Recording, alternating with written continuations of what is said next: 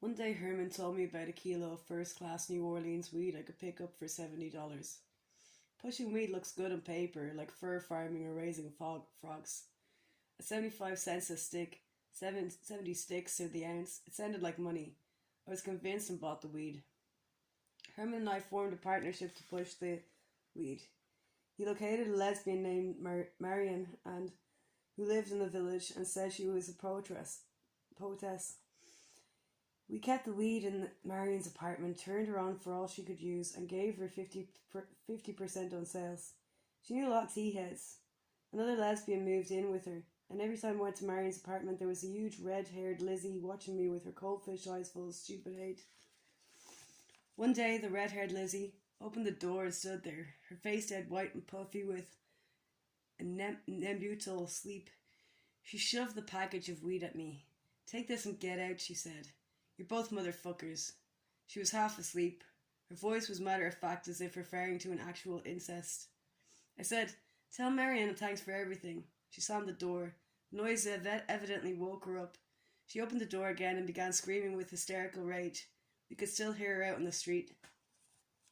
Herman contacted other tea heads. They all gave us static. In practice, pushing weed is a headache. To begin with, weed is bulky. You need a full suitcase to realize any money. If the cops start kicking your door in, it's like being with a bale of alfalfa. Tea heads are not like junkies. A junkie hands you the money, takes his junk and cuts. But tea heads don't do things that way. They expect the peddler to light them up and sit around talking for half an hour to sell $2 worth of weed. If you come right to the point, they say you are a bring down. In fact, a peddler should not come right out and say he is a peddler. No, he just scores for a few good cats and chicks because he is viperish. Everyone knows that he himself is the connection, but it is fat form to say so. God knows why. To me, tea heads are unfathomable. There are a lot of trade secrets in the tea business, and tea heads guard these supposed secrets with embellic slyness. For example, tea must be cured, or it is green and rots the throat. But ask a tea head how to cure weed, and he'll give you a sly, stupid look and come on and some double talk. Perhaps weed does affect the brain with constant use, or maybe tea heads are naturally silly. The tea I had was green, so I put it in a double boiler and set the boiler in the oven until the tea got the greenish brown look it should have. This is the secret of curing tea, or at least one way to do it. Tea heads are gregarious, they are sensitive, and they are paranoid. If you get to be known as a drag or a bring down, you can't do business with them. I soon found out that I couldn't get along with these characters, and I was glad to find someone to take the tea off my hands at cost. I decided right then I would never push any more tea. In 1937, weed was placed under the Harrison Narcotics Act. Narcotics authorities claim it was a habit-forming drug, that its use is injurious to mind and body, and that it causes people who use it to commit crimes. Here are the facts. Weed is positively not habit-forming. You can smoke weed for years and you will experience no discomfort if your supply is suddenly cut off. I have seen tea heads in jail, and none of them showed withdrawal symptoms. I have smoked weed myself on and off for 15 years. I never missed it when I ran out. There is less habit to weed than there is to tobacco. Weed does not harm the general health. In fact, most users claim it gives you an appetite and acts as a tonic to the system. I do not know of any other agent that gives as definite a boost to the appetite. I can smoke a stick of tea and enjoy a glass of California sherry in a hash house meal. I once kicked a junk habit with weed. The second day off junk, I sat down and ate a full meal. Ordinarily, I can't eat for 8 days after kicking a habit. Weed does not inspire anyone to commit crimes. I have never seen anyone get nasty under the influence of weed. Tea heads are a sociable lot, too sociable for my liking. I cannot understand why the people who claim weed causes crimes do not follow through and demand the outlawing of alcohol. Everyday crimes are committed by drunks who would not have been committed the crime sober. There has been a lot said about the aphrodisiac effect of weed. For some reason, scientists dislike to admit that there is such a thing as an aphrodisiac, so most pharmacologists say there is no evidence to support the popular idea that weed possesses aphrodisiac properties. I can say definitely that weed is an aphrodisiac, and that sex is more enjoyable under the influence of weed than without it. Anyone who has used good weed will verify this statement. You hear that people go insane from using weed. There is in fact a form of insanity caused by excessive use of weed. The condition is characterized by ideas of reference. The weed available in the US is evidently not strong enough to blow your top on. and weed psychosis is rare in the States. In the Near East, it is said to be common. Weed psychosis corresponds more or less to delirium tremens and quickly disappears when the drug is withdrawn. Someone who smokes a few cigarettes a day is no more likely to go insane than a man who takes a few cocktails before dinner is likely to come down with the DTs. One thing about weed: a man under the influence of weed is completely unfit to drive a car. Weed disturbs your sense of time and consequently sense of spatial relations. Once in New Orleans, I had to pull over to the side of the road and wait until the weed wore off. I could not tell how far away anything was, or when to turn, or when to put on the brakes for an intersection. I was shooting every day now. Herman had moved into my apartment on Henry Street. Since there was no one left to pay the rent for the apartment he had shared with Jack and Mary, Jack had taken a fall on a safe job and was in the Bronx County Jail awaiting trial. Mary had gone to Florida with a John. It would not have occurred to Herman to pay the rent himself. He had lived in other people's apartments all his life. Roy was giving himself a longshore leave. He located a doctor in Brooklyn who was a writing fool. This croaker would go 3 scripts a day for as high as 30 tablets of script. Every now and then he would get dubious on the deal, but the sight of money always straightened him out. There are several varieties of writing croakers. Some will write only if they are convinced you are an addict, others only if they are convinced you are not. Most addicts put down a story worn smooth by years of use.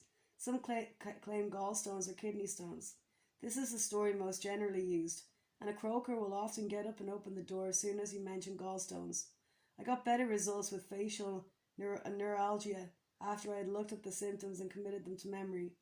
Roy had an operation scar on his stomach that he used to support his gallstone routine. There was one old-time doctor who lived in a Victorian brownstone in the West 70s. With him it was simply necessary to present a gentlemanly front. If you could get into his inner office and you had it made, but he would only write three prescriptions. Another doctor was always drunk, and it was a matter of catching him at the right time. Often he wrote the prescription wrong, and you had to take it back for correction. Then, like as not, he would say the prescription was a forgery and tear it up. Still another doctor was senile, and you had to help him write the script. He would forget what he was doing, put down his pen, and go into a long reminiscence about the high class of patients he used to have. Especially, he liked to talk about a man named General Gore, who once said to him, "Doctor, I've been to the Mayo Clinic, and you know more than the whole clinic put together."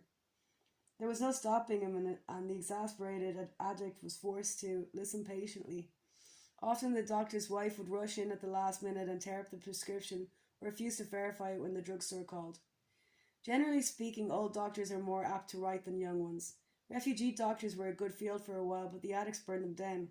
Often a doctor would blow his top at the mention of narcotics and threaten to call the law.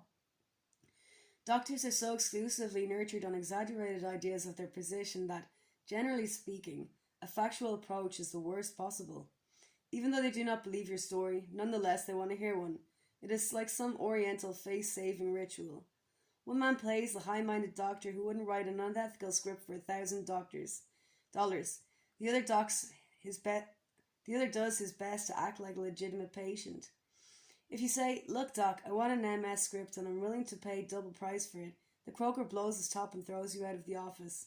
You need a good bedside manner with doctors, or you will get nowhere. Roy was such a junk hog that Herman and I had to shoot more than we needed to keep up with him and get our share. I began shooting in the main line to save stuff, and because the immediate kick was better. We were having trouble filling the scripts. Most drugstores will only fill a morphine script once or twice, many not at all. There was one drugstore that would fill all our scripts any time, and we took them all there, though Roy said we ought to spread them out so they could be harder for the inspector to find. It was too much trouble to walk around from drugstore to drugstore, so we usually end up taking them to the same place. I was learning to hide my stuff carefully, stash it, as they say in the trade, so Roy and Herman couldn't find it and take some. Taking junk hidden by another junkie is known as making him for his stash. It is difficult to guard against this form of theft because junkies know where to look for a stash. Some people carry their junk around with them, but a man who does that is subject to the charge of possession in the event of search by the law. As I began using stuff every day, or often several times a day, I stopped drinking and going out at night. When you use junk, you don't drink. Seemingly, the body has that quantity of junk that has a quantity of junk in its cells will not absorb alcohol. The liquor stays in the stomach, slowly building up nausea, discomfort, and dizziness, and there is no kick. Using junk would be a sure cure for alcoholics. I also stopped bathing. When you use junk, the feel of water on the skin is unpleasant for some reason, and junkies are reluctant to take a bath. A lot of nonsense has been written about the changes people undergo as they get a habit. All of a sudden, the addict looks in the mirror and does not recognize himself. The actual changes are difficult to specify and they do not show up in the mirror. That is, the addict himself has a special blind spot as far as the progress of his habit is concerned. He generally does not realize that he is getting a habit at all. He says there is no need to get a habit if you are careful and observe a few rules like shooting every other day. Actually, he does not observe these rules, but every extra shot is regarded as exceptional. I have talked to many addicts and they all say they were surprised when they discovered they actually had the first habit. Many of them attributed the symptoms to some other cause. As a habit takes hold, other interests lose importance to the user. Life telescopes down to junk, one fix, and looking forward to the next, stashes and scripts, spikes and droppers. The addict himself often feels that he is leading a normal life and that junk is incidental. He does not realize that he is going through the motions of his non-junk activities. It is not until the supply is cut off that he realizes what junk means to him. Why do you need narcotics, Mr. Lee, is a question that stupid psychiatrists ask. The answer is, I need junk to get out of bed in the morning, to shave and eat breakfast. I need it to stay alive. Of course, junkies don't as a rule die from withdrawal of junk, but in a very literal sense, kicking a habit involves the death of junk-dependent cells and their replacement with cells that do not need junk. Roy and his old lady moved into the same tenement building. Every day we would meet in the apartment after breakfast to plan the day's junk program. One of us would have to hit the croaker. Roy always tried to put it on someone else. I can't go myself this time. I had a beef with him. But listen, I'll tell you what to say. Roy would try to get Herman or me to try a new croaker. You can't miss. Just don't let him say no because he will write. I can't go myself. I had one of his sure thing croakers reach for the telephone on me. I told Roy and he said, "Oh, I guess the guy's burned. Somebody made him for his bag a few days ago." After that, I kept away from strange croakers, but our Brooklyn boy was getting balky. All croakers pack in sooner or later. One day when Roy came in for a script, the doctor told him, "This is positively the last, and you guys had better keep out of sight. The inspector was around to see me yesterday. He has all the RXs. I wrote a few guys. He told me I'd lose my license if I write any more, so I'm going to date this one back. Tell the druggist you were too sick yesterday to cash it. You guys gave some wrong address on those scripts. That's a violation of Public Health Law 334, so don't say I didn't warn you. For God's sake, cover up for me if I question you. This could mean my whole professional career. You know I've always been right and with you boys. I wanted to stop months ago. I just couldn't leave you guys stranded. So give me a break. Here's the script and I won't come back." Roy went back the next day. The doctor's brother-in-law was there to protect the family honour. He grabbed Roy by the coat collar and the back of the belt and threw him out on the sidewalk. "The next time I find you around here bothering the doctor," he said, "you won't be in a condition to walk away." 10 minutes later, Herman arrived. The brother-in-law was giving him the same treatment when Herman pulled out a silk dress he had under his coat. As I recall, somebody unloaded a batch of hot dresses on us for 3 grains of morphine. And turning up to the doctor's wife, who had come downstairs to see what all the commotion was about, he said, "I thought you might like this dress." So we got a chance to talk to the doctor, who wrote one last script. It took 3 hours to fill it.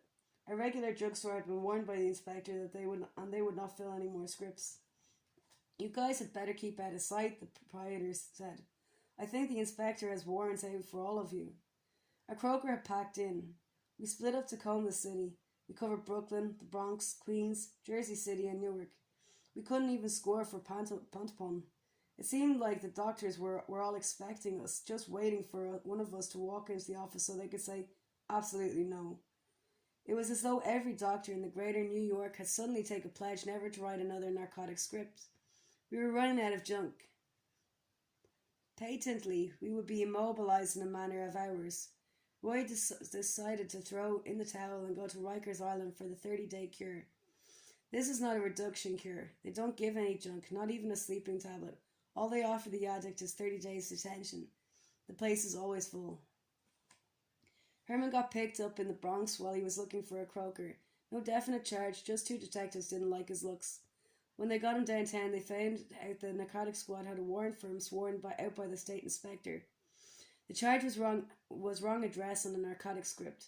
Some wagon chasing lawyer called me up and asked if I would put up the money to buy Herman a bond. I sent $2 for cigarettes instead. If a man's going to do time, he might as well start doing it. I was all out of junk at this point and had double boiled my last cottons. Junk is cooked up in a spoon and sucked into the dropper through a little piece of cotton to get it all out of the spoon. Some of the solution stays in the cotton, but the addicts save these cottons for emergencies. I got a codeine script from an old doctor by putting down a story about migraine headaches. Codeine is better than nothing, and 5 grains in the skin will keep you from being sick. For some reason it is dangerous to shoot codeine in the vein. I recall one night when Herman and I were caught short with nothing but codeine sulfate. Herman cooked up first and shot 1 grain in the vein. Immediately he turned very red, then very pale. He sat down weakly on the bed. "My God," he said. "What's the matter?" I asked. "It's perfectly all right." He gave me a sour look. "All right, is it? Well, you shoot some then." I cooked up a grain and got out my works ready to take the shot. Herman watched me eagerly. He was still sitting on the bed. As soon as I took the needle out of my arm, I felt an intense and almost unpleasant, prickling sensation entirely different from the prickles you get from a good shot of morphine. I could feel my face swelling. I sat down on the bed next to Herman. My fingers were puffed up double size. "Well," said Herman, "is it all right?" "No," I said. My lips were numb like I'd been hit across the mouth. I had a terrific headache. I began to pace up and down the room, since I had a vague theory that if I got the circulation going, the blood would carry away the codeine. After an hour I felt a little better and went to bed. Herman told me about a partner who passed out and turned blue after a shot of codeine. I put him under a cold shower and he came around. "Why didn't you tell me that before?" I demanded. Herman was suddenly and unaccountably irritated. The sources of his anger were generally unfathomable. "Well," he began, "you have to expect to take some chances when you're using junk. Besides,